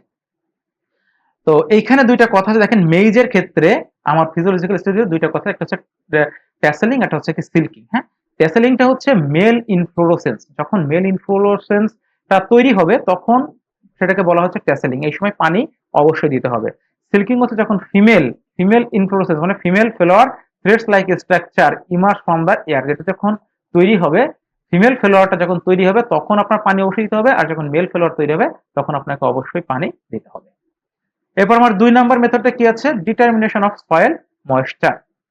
তাহলে সয়েল ময়েশ্চারটাকে আপনার ডিটারমাইন করতে হবে। এখন সয়েল ময়েশ্চারটা দেখেন আমরা দুইটা পদ্ধতিতে ডিটারমাইন করতে পারি। একটা হচ্ছে based on available soil water at the zone of maximum root activity, মানে যেখানে আমার বেশি পরিমাণ রুট থাকে সেইখানে আমার অ্যাভেলেবল সয়েল আছে কতটুকু, আর soil water potential in of the same depth, মানে ওই একই ডেপথে সয়েল ওয়াটার পটেনশিয়ালটা কি পরিমাণ আছে। দেখেন এর আগে আমরা যেটা দেখছিলাম সেটা দেখছিলাম কি, যে সয়েল ময়েশ্চার টেনশন, আর এখন একটা টার্ম আসছে যে সয়েল ওয়াটার পটেনশিয়াল। এই দুইটা বিষয় প্রায় কাছাকাছি। দেখেন আমি একটু বাংলা আপনাদেরকে বোঝাচ্ছি। সয়েল ওয়াটার পটেনশিয়ালটা হচ্ছে মাটির কণার ফাঁকে ফাঁকে আমার কি থাকে, পানি থাকে। তো এই পানিটা যখন কমে যায় তখন কিন্তু মাটির কণাগুলো আরো বেশি কাছাকাছি চলে আসে। হ্যাঁ, যখন পানি বেড়ে যায় তখন মাটির কণাগুলো একটা একটা থেকে একটু কি দূরে চলে যায়, মানে একটু সুয়েলিং হয়ে যায়। আর যখন পানি কমে যায় তখন কিন্তু কণাগুলো আরো খুব কাছাকাছি চলে আসে। তাহলে এই যে যখন পানির কণাগুলো কাছাকাছি আসে তখন উদ্ভিদের পানি গ্রহণ করতে কিন্তু কষ্ট হয়, কারণ কি, মাটির কণাগুলো খুব কাছাকাছি এসে ওইটাকে একটা বন্ধনের মাধ্যমে আঁকড়ে ধরে, তখন ওই পানির কণাটাকে আপনি মানে উদ্ভিদ রুটের মাধ্যমে আপটেক করতে পারে না। আর যখন হচ্ছে এই মাটির কণাগুলো একটু দূরে দূরে থাকে, তখন কিন্তু উদ্ভিদ সহজে আমার এই মাটির কণা থেকে আমার পানিটা গ্রহণ করতে পারে। তাহলে সয়েল ওয়াটার পটেনশিয়ালের মাধ্যমে আমরা বুঝতে পারি যে কখন উদ্ভিদটা সহজে পানি গ্রহণ করতে পারে আর কখন হচ্ছে সহজে পানি গ্রহণ করতে পারে না। তাহলে সেটা একটু দেখি যে সয়েল ওয়াটার পটেনশিয়ালটা নির্ভর করে কিসের কিসের উপর? সয়েল টাইপ, সয়েল ডেপথ এবং ক্রপ গ্রোথ স্টেজ। আর এই সয়েল ওয়াটার পটেনশিয়ালটা কি দেখেন, how tightly water is held in the soil and how easily plants can take it up. মানে এখানে হচ্ছে সয়েলটা কিভাবে শক্তভাবে ধরে রাখে এবং প্লান্ট কত সহজে এটা গ্রহণ করতে পারে। তো এই পটেনশিয়াল দুইটা, একটা হচ্ছে হাই পটেনশিয়াল, একটা লো পটেনশিয়াল। যখন হাই পটেনশিয়াল হবে তখন খুব সহজে সে প্লান্টটা পানিটা অ্যাবজর্ব করতে পারবে, আর যখন লো পটেনশিয়াল হবে তখন হচ্ছে আপনার প্লান্ট সহজে পানিটা অ্যাবজর্ব করতে পারবে না। এরপরে আসে হচ্ছে আমাদের 3 নাম্বার যে পয়েন্টটা ছিল সেটা হচ্ছে কি প্যান ইভাপোরেশন। দেখেন প্যান মানে কি, আমরা জানি কি একটা পাত্র মানে কড়াই, আর ইভাপোরেশন মানে কি বাষ্প হয়ে যা। তা প্যান ইভাপোরেশনটা হচ্ছে আপনি মনে করেন মাঠের ভিতরে বড় একটা পাত্রের মধ্যে পানি রাখবেন, সারাদিন ধরে সেই পাত্র থেকে কি হবে, পানি বাষ্প হয়ে চলে যাবে। আর নরমালি আপনার ওই মাঠ থেকে আপনার কি মানে ফিল্ড থেকে পানি বাষ্প হয়ে যাবে। তাহলে ওই যে পাত্র থেকে কি পরিমাণ পানি বাষ্প হলো এটাকে বলা হয় হচ্ছে প্যান ইভাপোরেশন। আর আপনার ওই ফিল্ড থেকে কি পরিমাণ পানি বাষ্প হলো এটাকে বলা হয় শুধু ইভাপোরেশন। তো এখন এই প্যান ইভাপোরেশন দিয়ে আমার হচ্ছে সয়েলে মানে পানি দিতে হবে নাকি দিতে হবে না এটা নির্ণয় করা যায়। সেটা কিভাবে নির্ণয় করা যায়? যেমন দেখেন, আপনি যদি কয়েকদিনের ফিল্ডের ময়েশ্চারটা কাউন্ট করে যোগ করেন, তাহলে কি আপনি মনে করেন যে এক সপ্তাহের একটা ময়েশ্চার পেলেন, যে এক সপ্তাহে এই ফিল্ড থেকে আমার কি পরিমাণ হচ্ছে ইভাপোরেশন হয়, সেটা আপনি একটা রিডিং পাবেন। আর প্যান ইভাপোরেশনের মাধ্যমে কি আপনি একটা রিডিং পাবেন। এই দুইটার যখন আপনি পার্থক্য করবেন তখনই হচ্ছে আপনি বুঝতে পারবেন যে আপনাকে ইরিগেশন দিতে হবে নাকি দিতে হবে না। তো দেখেন এখানে আমরা একটু পড়ি, তারপরে দেখেন যে বুঝেন কিনা। প্রথম কথা বলছে যে আমরা প্যান ইভাপোরেশনটা তো বুঝছি, যে প্যান ইভাপোরেশন জিনিসটা কি জিনিস সেটা আমরা বুঝছি। তাহলে if equal amount of water that is lost or more than this remains in the field. তার মানে বলছে কি যে আমার যে ফিল্ডে মনে করেন যে পানি বাষ্প হয়ে যাওয়ার পরও যদি ফিল্ডে সেই পরিমাণ পানি থাকে অথবা তার বেশি পরিমাণ থাকে, তাহলে আমার ইরিগেশন দেওয়ার দরকার নাই। আমি আবারও বলছি যে আমার ফিল্ডে পানি বাষ্প হয়ে গেল, যে পরিমাণ পানি বাষ্প হলো সেই একই পরিমাণ পানি যদি আমার ফিল্ডে থাকে অথবা যে পরিমাণ বাষ্প হচ্ছে তার থেকেও বেশি পরিমাণ যদি থাকে, তাহলে আমার সেখানে ইরিগেশন দেওয়ার দরকার নাই। এই হচ্ছে আমার প্রথম পয়েন্টে বলছে। 2 নাম্বার পয়েন্টে বলছে কি যে সিপিইটা কি দেখেন, কিউমুলেটিভ প্যান ইভাপোরেশন। ওই যে আমি বললাম যে আপনি বিগত 7 দিনের যদি আপনি ইভাপোরেশনটা হিসাব করেন তাহলে সেটাকে বলা হবে কিউমুলেটিভ প্যান ইভাপোরেশন। আর আইডব্লিউ মানে হচ্ছে ইরিগেশন ওয়াটার। তাহলে দেখেন কিউমুলেটিভ প্যান ইভাপোরেশন মানে কি আপনার বিগত 7 দিনে কি পরিমাণ পানি হচ্ছে বাষ্প হয়ে চলে গেছে আর আপনি কি পরিমাণ পানি ফিল্ডে দিচ্ছেন। যদি এই দুটো সমান হয় অথবা প্যান ইভাপোরেশনটা যদি বেশি হয়, তাহলে আপনাকে ইরিগেশন দিতে হবে। একটু আপনি বোঝার চেষ্টা করেন, তার মানে আমি যে পরিমাণ পানি দিছি তার থেকে বেশি পরিমাণ বাষ্প হয়ে চলে গেছে, তাহলে আপনাকে ইরিগেশন করতে হবে। অথবা আমি যে পরিমাণ পানি দিচ্ছি ঠিক সেই পরিমাণ বাষ্প হয়ে চলে গেছে, তাহলে কিন্তু আপনাকে সেখানে ইরিগেশন করতে হবে। জাস্ট এই জিনিসটা এখানে বলা হয়েছে। আমি এখানে এই বিষয়টাই বাংলায় খুব সুন্দর করে আলোচনা করছি, আপনারা এটা হচ্ছে পড়ে নিয়েন, কারণ এই কথা যেটা আমি মুখে বললাম এই জিনিসটা এর ভিতরে হচ্ছে লেখা আছে। তারপর আসি লিফ ওয়াটার পটেনশিয়াল। দেখেন আমরা এটা গেছিল কি সয়েল ওয়াটার পটেনশিয়াল, এবার আছে leaf water potential. Leaf water মানে পটেনশিয়াল বিষয়টা হচ্ছে যে আমার যে পাতা, এই পাতার ভিতরে কি পরিমাণ পানি আছে, মানে পাতার ভিতরে কি পরিমাণ শক্তি আছে, সেটাই লিফ ওয়াটার পটেনশিয়াল দিয়ে বোঝা যায়। যদি আমার পাতার ভিতরে যথেষ্ট পরিমাণ মানে পানি থাকে, তাহলে আমার নতুন করে পানি আপটেক করার দরকার নাই। আর পাতা যদি পানির পরিমাণ কম থাকে, তাহলে আমার পানিটা বেশি করে নিতে হবে। এইটা হচ্ছে লিফ ওয়াটার পটেনশিয়াল। তাহলে দেখেন fall for irrigation scheduling it is the best method. এটা মনে রাখবেন। তাহলে সব থেকে বেস্ট মেথড কোনটা? Leaf water potential. কেন বেস্ট মেথড? কারণ এই মেথডের মধ্যে আপনার সয়েল, প্লান্ট এবং ইয়ার তিনজনকেই ইনক্লুড করা যাচ্ছে। এর আগের মেথডগুলোতে শুধুমাত্র আপনি সয়েল আর প্লান্টটাকে আপনি হচ্ছে ইনক্লুড করছিলেন, আর এই মেথডে আপনি তিনজনই সয়েল, প্লান্ট এবং হচ্ছে এয়ার তিনজনকে আপনি একসাথে ইনক্লুড করছেন। এই জন্য এটাকে বলা হয়েছে কি বেস্ট মেথড। আর এই লিভ ওয়াটার পটেনশিয়াল জিনিসটা কি দেখেন, যে it is measure of how much water energy is inside a leaf, which shows how easily the plant can move water from soil to the leaves। মানে soil থেকে আমার পানিটা আসবে কোথায়? প্লান্টে, প্লান্ট থেকে যাবে কোথায়? ইয়ারে। মানে প্লান্ট থেকে বলতে মানে কি লিফ থেকে, লিফ থেকে আমাদের সালোকসংশ্লেষণ প্রক্রিয়ার মাধ্যমে যে প্রস্বেদন প্রক্রিয়া কি পানি বাষ্প আকারে চলে যায় না, মূলত এইটার কথাই বলা হচ্ছে। তো যখন আপনার হাই পটেনশিয়াল হবে তখন দেখেন leaf has penalty of water, মানে কি পাতাতে প্রচুর পরিমাণে পানি আছে, তখন আপনার ইরিগেশন দরকার নাই। আর যখন হচ্ছে লো থাকবে মানে লিফ হচ্ছে আন্ডার ওয়াটার স্টেজ, মানে আমার এখানে কি পাতাতে পানি কম আছে, তাইলে আমার তখন কি ইরিগেশন দিতে হবে।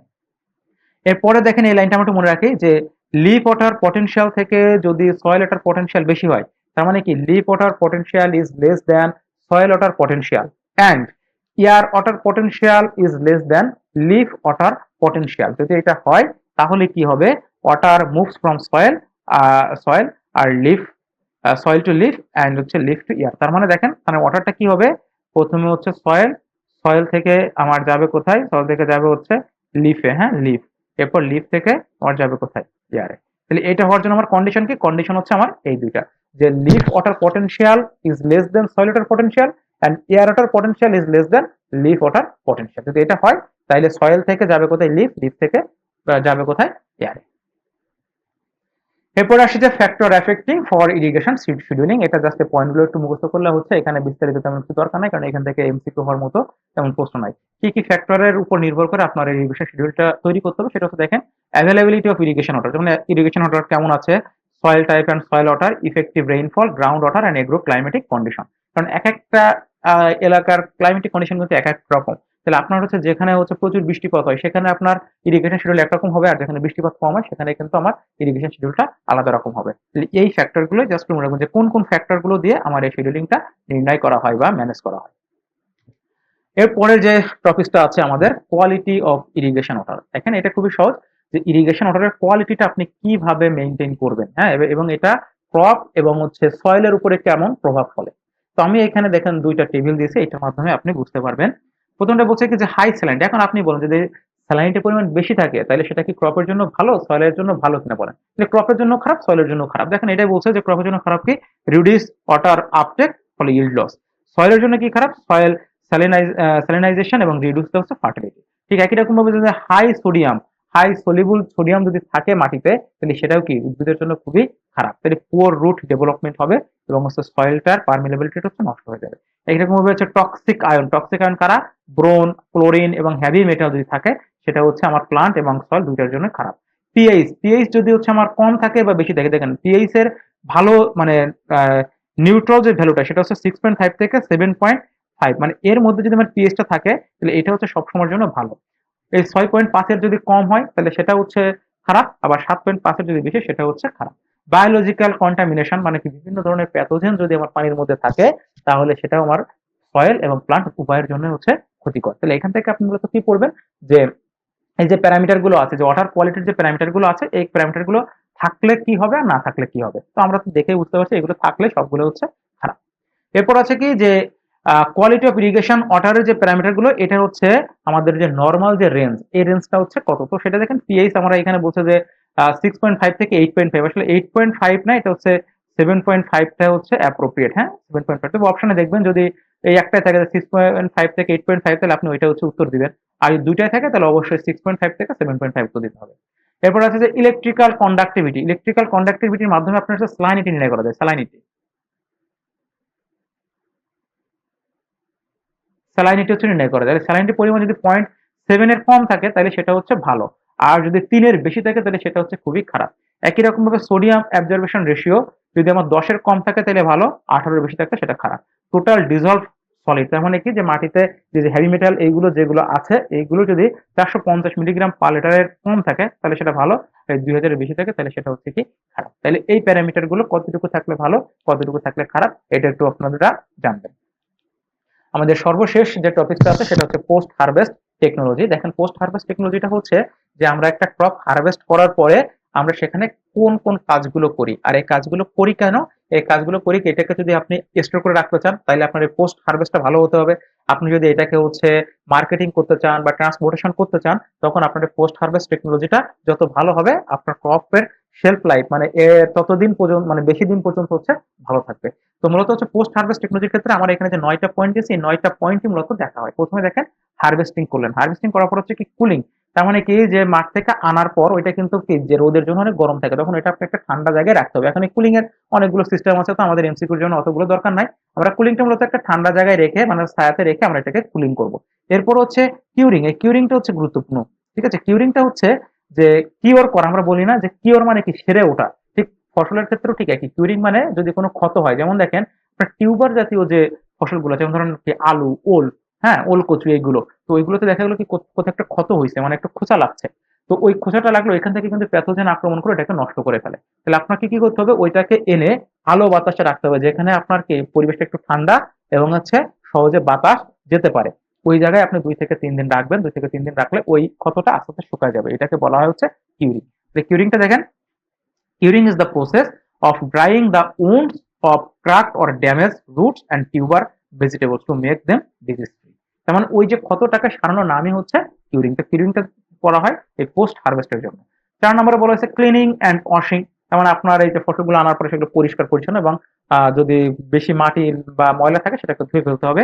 এরপরে সর্টিং এবং হচ্ছে গ্রেডিং। দেখেন সর্টিং কথার অর্থ হচ্ছে, সর্টিং মানে হচ্ছে বাছাই করা। বাছাই করা, যেমন আপনার ধরেন রোগাক্রান্ত একটা ফসল আছে বা আপনার হচ্ছে মনে করেন ধুলাবালি, ময়লা এগুলো আছে, তো ওইগুলোকে আপনি বাছাই করার নাম হচ্ছে কি সর্টিং। এরপর হচ্ছে গ্রেডিং। গ্রেডিং মানে এটাকে কি করা, শ্রেণীভুক্ত করা। হ্যাঁ, শ্রেণীভুক্ত মানে আকার আকৃতি, আপনি এটা হচ্ছে আকার, হ্যাঁ, আকৃতি, রং এগুলোর উপর নির্ভর করে আপনি হচ্ছে গ্রেডিংটা করতে হয়। এরপর হচ্ছে প্যাকেজিং, তারপর হচ্ছে স্টোরেজ, তারপর হচ্ছে ট্রান্সপোর্টেশন, আর এট লাস্ট হচ্ছে কেমিক্যাল অ্যান্ড আদার ট্রিটমেন্ট। যখন আপনি এটাকে স্টার করবেন তখন কিন্তু বিভিন্ন ধরনের কেমিক্যাল বা বিভিন্ন ট্রিটমেন্ট করতে, একটা ট্রিটমেন্ট হচ্ছে দেখেন অক্সিস। অক্সিস যখন হচ্ছে দেখেন বাইরে থেকে যে ফলগুলো আসে, ফলের উপরে কিন্তু একটা মোমের একটা আবরণ দেওয়া থাকে, ফলে কি হয় বাইরে থেকে কোনো প্যাথোজেন উপরে আক্রমণ করতে পারে না। এরপর হচ্ছে এডিবেল কোটিং দেওয়া হয়, ইথিলিন ট্রিটমেন্ট করা হয়, হিট ট্রিটমেন্ট করা হয়, এই কাজগুলো করা হয়। তাহলে পোস্ট হারভেস্টের ক্ষেত্রে এই 9টা পয়েন্ট একটু মনে রাখতে হবে যে পোস্ট হারভেস্টের জন্য আমার কি কি করা প্রয়োজন। এরপর আসি দেখেন যে principal causes of post harvest losses and poor quality. তার মানে হচ্ছে আমার এই যে যে ক্রপ গুলো আছে এই ক্রপ গুলোতে কেন পোস্ট হারভেস্ট আমি হচ্ছে করব, মানে এই পোস্ট হারভেস্ট গুলো না করলে আমার কি সমস্যা হবে। তাহলে প্রথমে দেখি যে অনিয়নের যদি আপনি পোস্ট হারভেস্ট না করেন তাহলে দেখেন এর স্প্রাউটিং অ্যান্ড রুটিং। তার মানে আপনি মনে করেন পেঁয়াজ এনে রাখছেন, পেঁয়াজ থেকে যদি গাছ হয় তাহলে কি সেটা আপনার জন্য কি লাভজনক হবে নাকি খারাপ হবে? অবশ্যই এটা আপনার জন্য খারাপ হবে, কারণ পেঁয়াজের গাছ উঠলে কিন্তু পেঁয়াজের সেই গুণগত যে মানটা কিন্তু ঠিক থাকে না। তো ওইটাকে বলা হয় স্প্রাউটিং এন্ড রটিং। তো আপনি যদি পোস্ট হারভেস্ট টেকনোলজিটা ভালো করে না করেন তাহলে কিন্তু পেঁয়াজের স্প্রাউটিং এবং হচ্ছে রটিং এটা হবে। আলুর ক্ষেত্রে হচ্ছে ডিকে। এই যে দেখেন আলুর স্টোরেজটা কিন্তু খুব বেশ কঠিন। এই যে এখন আলুর দাম অনেক কম, তার কারণ কি এখন স্টোর করতে পারছে না, কারণ স্টোরেজ অনেক বেশি খরচ। তো স্টোরে যে খরচ বাইরের দাম তার থেকে কম, এজন্য হচ্ছে আলুটা এখনো আপনি বাজারে 20 থেকে 30 টাকার মধ্যে হচ্ছে কেনা যাচ্ছে। এবং আলুর পোস্ট হারভেস্ট ভালো না হলে এটা কিন্তু খুব সহজে হচ্ছে পচে যায়। ম্যাঙ্গো যদি পোস্ট হারভেস্ট ভালো না হয় তাহলে এর যে কম্পোজিশনাল যে চেঞ্জ, মানে এর যে নিউট্রিয়েন্ট কন্টেন্ট, এর যে হচ্ছে বিভিন্ন যে উপাদানগুলো আছে এগুলো হচ্ছে চেঞ্জ হয়ে যায়। ব্যানানার ক্ষেত্রে চিলিং ইনজুরি। দেখেন ব্যানানা যদি ঠান্ডা অবস্থায় থাকে দেখবেন যে খোসার গায়ে কালো কালো দাগ পড়ে ব্যানানা কিন্তু খুব সহজে হচ্ছে নষ্ট হয়ে যায়। চিলিং ইনজুরি রোধ করার জন্য আপনার পোস্ট হারভেস্ট এটা করতে হবে। এখন ধরেন আপনি হচ্ছে পাকা ব্যানানা যদি রেখে দেন অনেকদিন পর্যন্ত তাহলে সেটা কি ভালো থাকবে? থাকবে না। তাহলে আপনি স্টোর করতে গেলে আপনাকে একটু কাঁচা অবস্থায় কেটে সেটাকে পোস্ট হারভেস্ট করে আপনাকে হচ্ছে স্টোর করতে হবে। লাস্ট হচ্ছে ক্যাবেজ। ক্যাবেজ মানে হচ্ছে কি আমরা জানি পাতাকপি। পাতাকপি হচ্ছে হাই রিপারেশন, সরি এটা হচ্ছে রেসপিরেশন আর কি, রেসপিরেশন, হ্যাঁ, হাই রেসপিরেশন রেট। তেমন হচ্ছে কি পাতা থেকে যদি আমার রেসপিরেশন রেট অনেক বেশি হয় তাহলে পাতাকপি কিন্তু হচ্ছে কি হবে, শুকিয়ে যাবে। তাহলে আপনার পোস্ট হারভেস্ট ভালো করে করলে আপনার এই রেসপিরেশন রেটটা হচ্ছে কমে যাবে, তখন আপনার ওইটা অনেকদিন পর্যন্ত ভালো থাকবে। তাহলে আমি এখানে যেটা দিয়েছি যে যে onion, potato, mango, banana, cabbage এইগুলোর হচ্ছে পোস্ট হারভেস্টের ক্ষেত্রে আমরা কোন বিষয়গুলো আর কি মূলত লক্ষ্য করব সেটা। আচ্ছা, এই হচ্ছে আমাদের আজকের লেকচার। আপনাদের কেমন লাগলো একটু কমেন্ট করে জানাবেন। যদি কোনো প্রশ্ন থাকে বা অসুবিধা থাকে বা আরো আরো কিভাবে ধরেন ভালো নিতে পেরে আপনাদের উপকার হবে সেটা আপনারা একটু কমেন্টে জানাবেন, তাহলে আমি সেইভাবে পরবর্তী ক্লাসে মানে সেই বিষয়গুলো দেখতে পারি আর কি। হ্যাঁ, তো আপনাদের প্রশ্ন থাকলে অবশ্যই একটু কমেন্ট করবেন, আমি চেষ্টা করবো প্রশ্নগুলোর হচ্ছে উত্তর দিয়ে দেওয়ার জন্য। তো আমরা এতক্ষণ যা পড়লাম দেখি কিছু মনে আছে কিনা। এখানে একটা এমসিকিউ দিয়েছি যে সবাই একটু চেষ্টা করেন যে আগে পারেন কিনা। The process of removing unripe, damaged or diseased produce from crops is known as. তার মানে আপনি হচ্ছে কোন একটা ক্রপের ভিতর থেকে আনরাইপ মানে যেগুলো পাকে নাই, যেগুলো ড্যামেজড এবং ডিজিজড আছে সেগুলোকে আপনি বাদ দিয়ে দিচ্ছেন, এটার নাম কি? কিউরিং। কিউরিং না গ্রেডিং, শর্টিং, প্যাকেজিং, আপনারা বলেন কোনটা হবে? এটা হবে হচ্ছে শর্টিং। একটু আগে আমি বলছি শর্টিং মানে কি, বাছাই করা। এরপর হচ্ছে which type of irrigation systems delivers water directly to the root zone of plants through a network of valves, pipe or tubing and emitters. মানে একবারে রুট জোনে পানি দেয় কোন প্রক্রিয়ার ইরিগেশনের মাধ্যমে? একটা হচ্ছে স্প্রিংকলার, ফারো, ড্রিপ, ফ্লাডিং। দেখেন ফ্লাডে দেয় না, আরো তো দেয় না, স্প্রিংকলারে দেয় না, তাহলে এটা দেয় কোথায়? ড্রিপ, ওই যে ফোটায় ফোটায় প্রত্যেকটা উদ্ভিদের একেবারে মানে যেখানে রুট থাকে, রুটের গোড়ায় হচ্ছে পানি দেওয়া হয় ড্রিপ ইরিগেশনের মাধ্যমে। এরপর সে sprinkler irrigation is most suitable for, আপনারা বলেন স্প্রিংকলার ইরিগেশনের যে ঝর্ণা পদ্ধতিতে যে সেচটা দেওয়া হয়, সব থেকে বেশি সুইটেবল কোথায়? আপনারা এখানে বলেন sandy soil with high infiltration rate, clay soil with low infiltration rate, flat lands only, crops that are sensitive to water their leaves.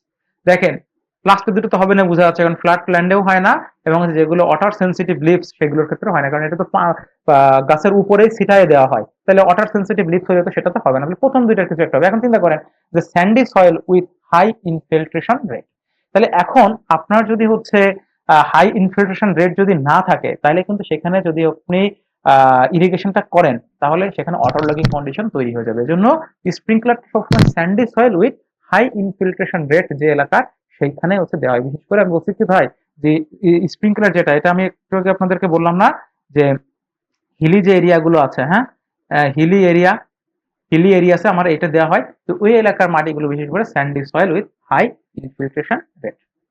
তো আজকের লেকচার এই পর্যন্তই। আশা করি আপনারা ক্লাসটা এনজয় করছেন, আর এনজয় করে নাও থাকেন তাহলে অবশ্যই জানাবেন যে কেন বোরিং লাগছে, কি জন্য, একটু অবশ্যই কমেন্ট করবেন।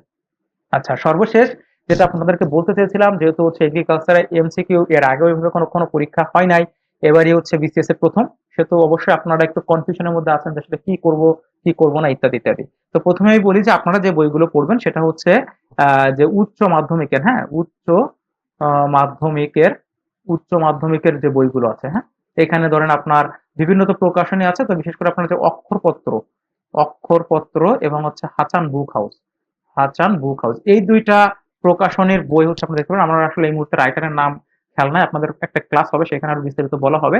তো এখন একটু বলছি যে অক্ষরপত্র এবং হাসান বুক হাউসের যে আছে, এটা আপনার উচ্চ মাধ্যমিকের বই, এটা পড়তে পারেন।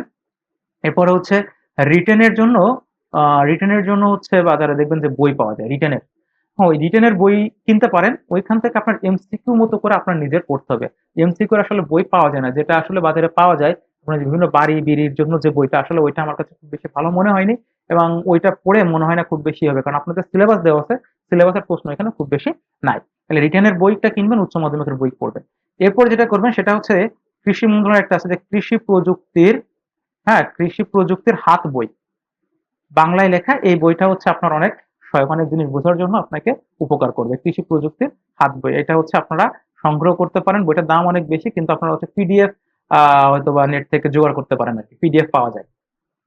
আর সর্বশেষ হচ্ছে আপনার এই যে অনার্স লাইফে, এই যে অনার্সের যে 4 বছর আপনার যে সকল শীটপত্র বা বই পড়ছেন, তার ভিতরে আপনি টপিক্সটা একটু খুঁজবেন। আপনার তো সব পড়া লাগবে না, এখানে যে টপিক্স গুলো দেওয়া আছে, যেমন ইরিগেশনের যে একটা চ্যাপ্টার আছে, ওই ইরিগেশনের চ্যাপ্টার থেকে জাস্ট আপনি একবার রিডিং করলে পড়লেন যে কোনটা এমসিকিউর জন্য আসতে পারে, এইটুকু জেনে রাখবেন। আর আমি আমার এই স্লাইডে মোটামুটি চেষ্টা করি যে সকল বিষয়গুলো একটু ইনক্লুড করার, যাতে এই স্লাইডটা পড়লেই আমি আশা করি যে আপনাদের মোটামুটি 70% মতো হচ্ছে কমপ্লিট হয়ে যাবে, আমার কাছে মনে হচ্ছে আর কি। হ্যাঁ, তো আসলে 100% গ্যারান্টি তো কেউ দিতে পারে না, আমি ওই জন্য আসলে বলতে পারছি না, কিন্তু আমার মনে হচ্ছে যে 70 বা 80% মোটামুটি এর মধ্যে কাভার হবে, যদি আপনি এই বিষয়গুলো অ্যাটলিস্ট মনে রাখেন। তো আমার পরামর্শ থাকবে, যেহেতু সময় কম, আপনারা এত বেশি ঘোটাঘুটি না করে অ্যাটলিস্ট এই স্লাইড গুলো খুব ভালো করে একেবারে টনটনে মুখস্থ করে ফেলেন, আর জেনারেল অংশ খুব ভালো করে পড়েন। দুইটা মিলে আপনি একটা মার্ক পেলেই কিন্তু আপনি কোয়ালিফাই করতে পারবেন। যাই হোক, আমি এখানে শেষ করছি। আপনারা সবাই ভালো থাকবেন, সুস্থ থাকবেন। পরবর্তী ক্লাসে আবার দেখা হবে, কথা হবে।